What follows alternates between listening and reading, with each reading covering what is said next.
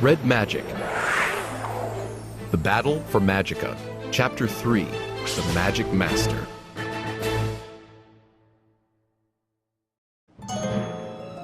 Zing! Zann exclaimed. You oversized swamp rat! I'll get you for that! Picking up a rock, he tossed it at the dragon. Zing ducked the rock, chattering in annoyance. Zann grinned. What do you expect? He said. You just tried to roast me! The dragon hopped down from the roof, not bothering to unfurl its leathery wings. It landed beside Zann with a thump. He bent to scratch its pointy little head. Did you eat yet? He asked. Let's go inside. I'll conjure up some food for you as soon as I tell Boz about the warning. The dragon chirped agreeably. Many people kept dragons as pets, but fire whistlers like Zing weren't very popular. The breed was too active, too independent, and a little too unpredictable. Besides, most people didn't like dealing with a pet that could set you on fire. But Zing was perfect for Zann. They spent hours together. Their favorite game was to lie in wait and attack each other.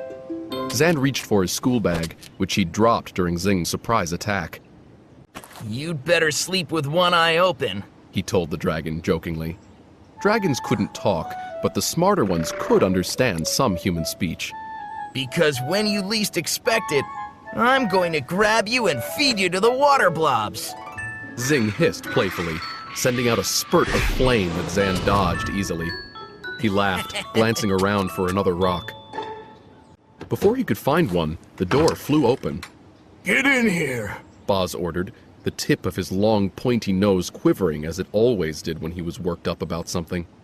Zann's grandfather was clutching the tattered diary in which he recorded everything important that happened to him. I need to talk to you.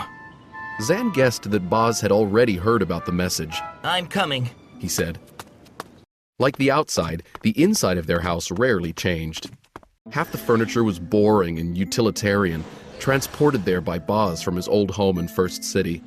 The rest was cool stuff that Zann's parents had conjured, mostly based on interesting things they had seen in their travels. A statue of a frightening beast from the slopes of Mount Mystery, replicas of the low-slung chairs used by nomadic settlers way out on the far frontier, and an exotic-looking lamp from some other faraway world. That lamp was Zann's favorite. He paused beside it, resting a hand on its lumpy surface and glancing at the framed blink images of his family hanging on the walls. Could his parents be trapped in some mysterious other world even now? Could they still be alive despite what most people thought? Zing scampered over to grab a scorched chew toy. Boz stared at Zann. His large brown eyes were troubled. I'm glad you're home, he said, setting his diary on the table.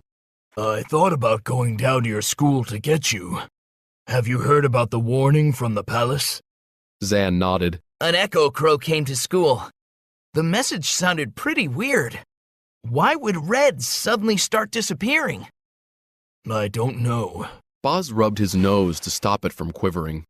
I've sent messages to a few friends to see if any of them know anything, but they haven't responded. That worries me, especially since they're all reds. He tapped one finger against another, and several message moths appeared. Boz focused his gaze on one, muttering a message under his breath. As he spoke, tiny words etched themselves onto the moth's powdery wings. Zann couldn't help being impressed.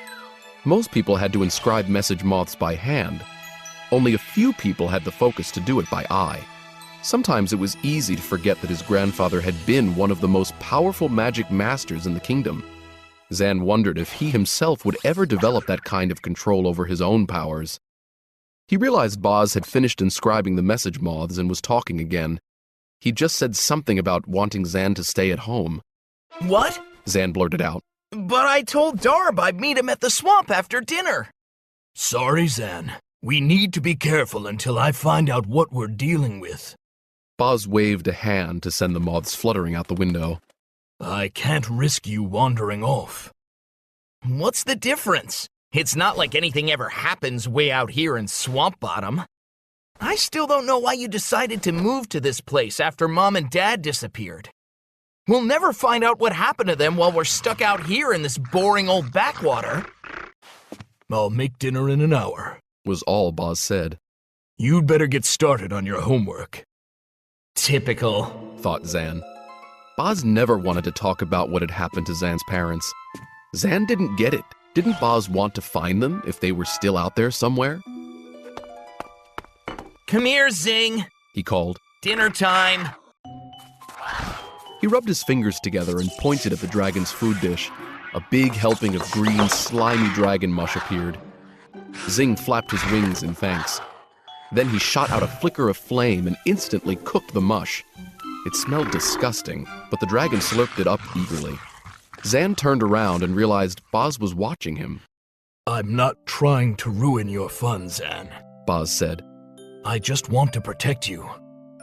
I know. Zann felt guilty for his earlier thoughts. It's okay. But after dinner, Zann felt much too restless to sit in his room and study. He checked to make sure Boz wasn't nearby. Then he rubbed his hands together and zapped himself out of the house.